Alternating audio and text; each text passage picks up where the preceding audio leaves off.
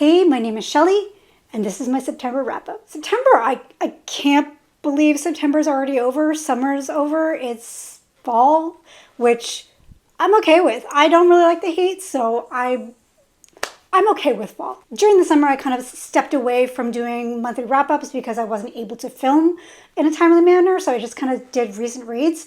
I will be maybe going back to that, but right now I am able to do a September wrap-up. I did talk about maybe one or two of these books in my last recent wrap-up, so I mean, you can check out there, or if you've heard it, skip the part where I talk about the books now. So on my last video, I did a library tour, and at the end, I was kind of talking about how I was surprised how many books I owned and I haven't not read yet. It was just under 200, so it's pretty bad. So I've decided to challenge myself by trying to read as many physical books that I own as possible. Obviously, I'm not going to pigeonhole myself in, because if I do, I will just go out and buy a bunch of books. I'm rebellious like that. I don't like to be told what to do, even if it's myself. As I read the books, I'm going to track them. So if I read from my physical books, which is the goal, the number will go down.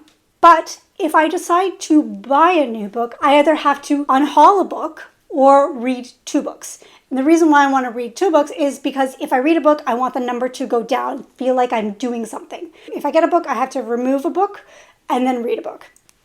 Does that make sense? It does to me. With that goal in mind, right now I am sitting at 173 unread books, and I have recently bought 2 books and recently unhauled 2 books, and I'm going to keep doing that. My goal is by next year to reduce my number to 75 unread books, which is still a lot, but a lot of the books that I have that are unread are either like secondhand paperbacks that I'm just like attached to. So with all that said, let's talk about the books that I read in September. The first book I want to talk about, I actually started in August. Might have actually started in July. I'll have to check. And I finished like in the beginning of September, and that is The Dragonbone Chair by Tad Williams. This book took me a really, really long time to read. I've had my eye on this book for a really long time because it is like the book that bridges classic fantasy to modern fantasy, and it has inspired a lot of authors. So it is very beloved, it is very cherished, and the world is very interesting. But I'm not going to sugarcoat it. It is a slog to read through. A lot of people complain about the first little bit being more like slice of life kind of slog, and I do agree with that. But I also agree with a lot of the rest of the book being a slog. The things that I loved about this book, I absolutely loved. He's a fantastic wordsmith. His world building is just top tier, absolutely beautiful. I love the detail of the world, and the whole history that he has created in the backstories is just so good. It is so good. But the more I read, the more I realized that it is very much inspired by Lord of the Rings. And I haven't really heard anybody say this. Towards the end, I couldn't help notice that it was very much like the Fellowship of the Rings. Not that that's a complaint. I think for a lot of people that's a perk. For me, I am not the hugest Lord of the Rings fan. I appreciate it, and I do love everything that Tolkien has created. I think it's fantastic. It's just not a favorite of mine. I feel like my subscribers have just gone down after saying that. So keep that in mind if you have not read it. Not saying that this is a copy and paste, but it does have a lot of the same themes. But the way that this book ended, I'm very curious to see where it goes, and I do plan to continue on with the series. I ended up giving this book 4 stars, not quite 5, although I respect the hell out of this book and Tad Williams. My enjoyment was just not 5 stars. So that's where I'll leave that. The next book I finished in September was The Wheel of the Many by James Islington.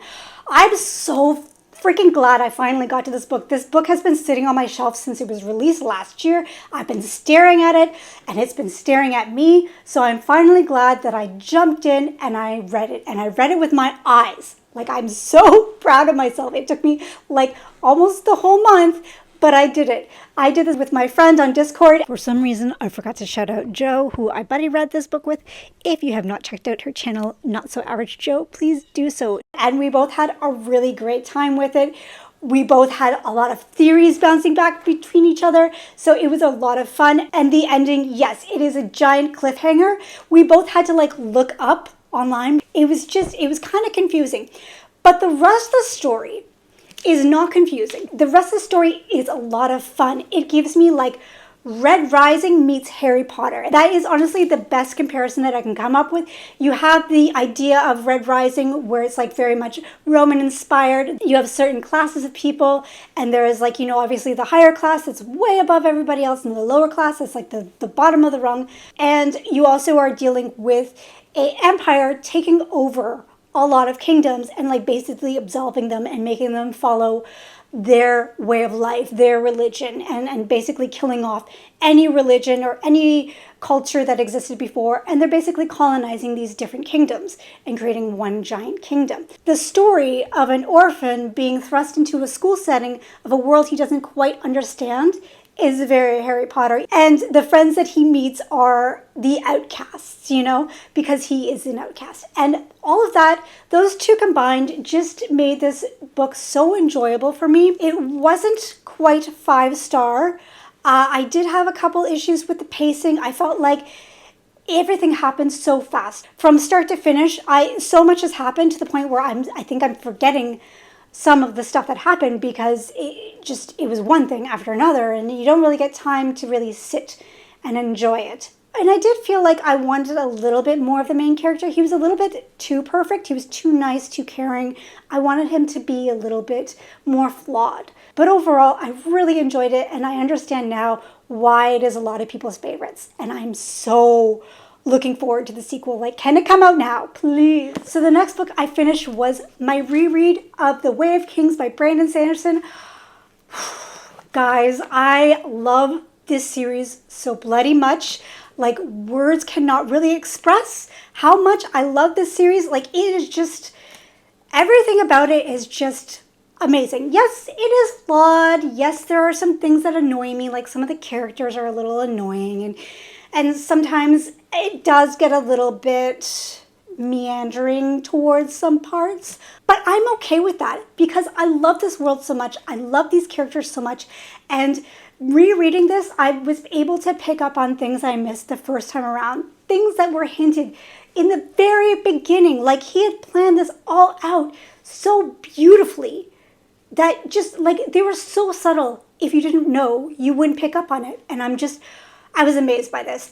I listened to this via audio, so I was able to listen to this throughout the month. I don't know if I'm going to be able to read the rest of the series before the 5th book comes out in December, but I do plan to read a chunk of them, including the novella that I have not read, Dawn Shard. I don't know why I haven't read it, but yes, I'm definitely going to read that and The Sunlit Man before December, and then hopefully be able to reread some of these, at least Words of Radiance, because Words of Radiance is my favorite out of the entire book so far. Beautiful floppy paperback. I obviously gave this 5 stars. The next book I finished in September was Magic Breaks by Lona Andrews. This is the 7th book in the Kate Daniels series. The Kate Daniels series is a 10-book series, plus I believe there are a sequel series to that.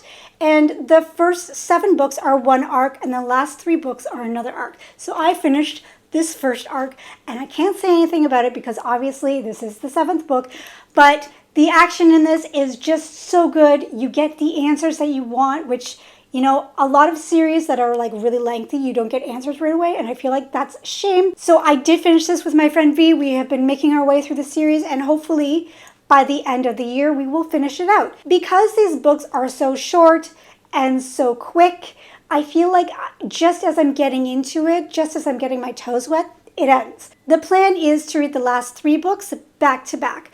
I gave this 4 stars. It's not quite 5 stars for me, but it is highly entertaining, highly addictive. If you like romanticities, if you like urban fantasies, just read it, please. The next book I want to talk about is a book that I've had on my shelves for years, and that is The Fevered Star by Rebecca Roanhurst.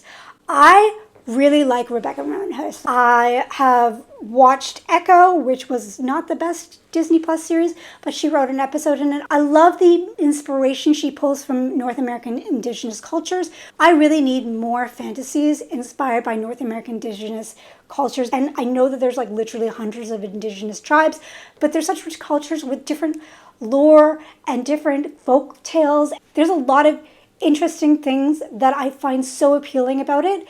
and I really do want to read more Indigenous fantasies. So if you have any recommendations, put them down below. I would love to hear them. So this is the second series in the Between Sky and Earth trilogy, and the first was The Black Sun, and I absolutely loved The Black Sun when it came out.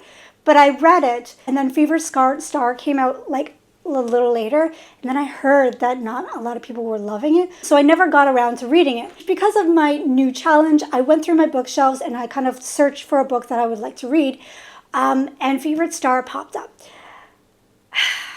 Unfortunately, I did not have the best time with this book. I think it was because I read The Black Sun so long ago and I forgot so much about it, and I didn't want to do reread. I just wanted to jump in and see if I can remember, and I remembered a little bit, but I didn't remember a lot. And the second issue I had was, it is a shorter book, and there's so much packed in here, but yet nothing really happens. I only remember 2 of the POVs from The Black Sun, and they do carry on, but I believe that there's more POVs introduced, and I did not care about any of them. I didn't really care about the plot.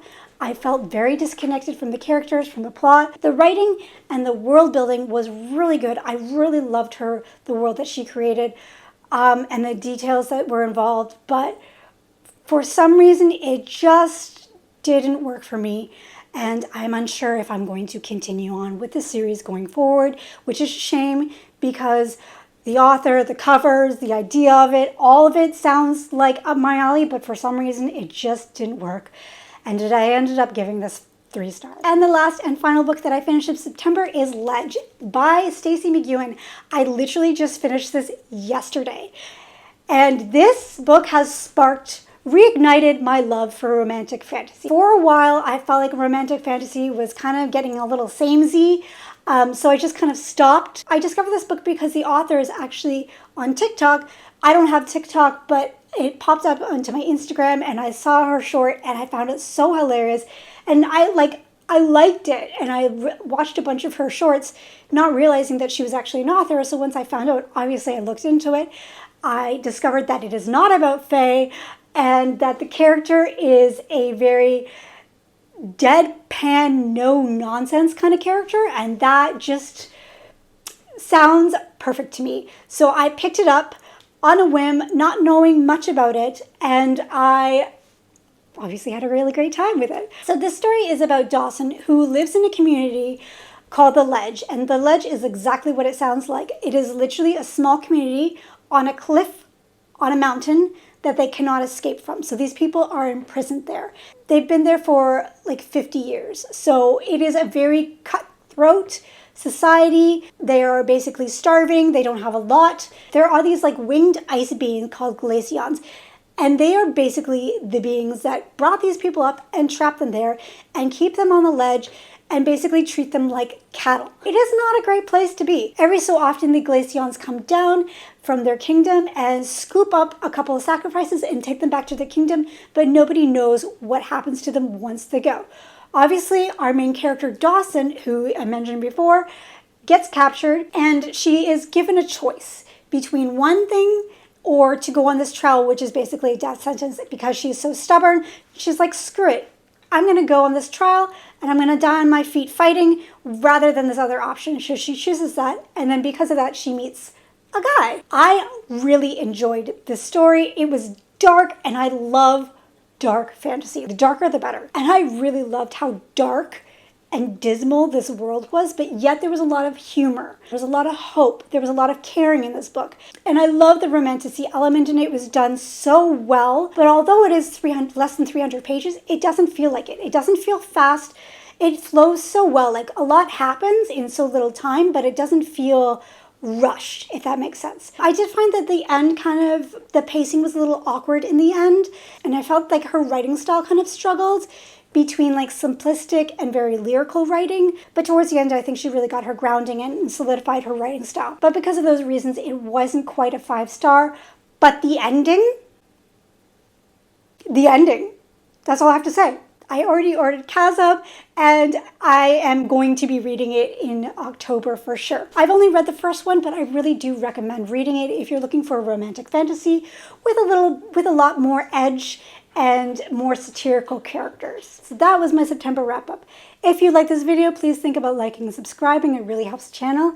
And thank you so much for watching, and I hope you have an awesome day. Bye!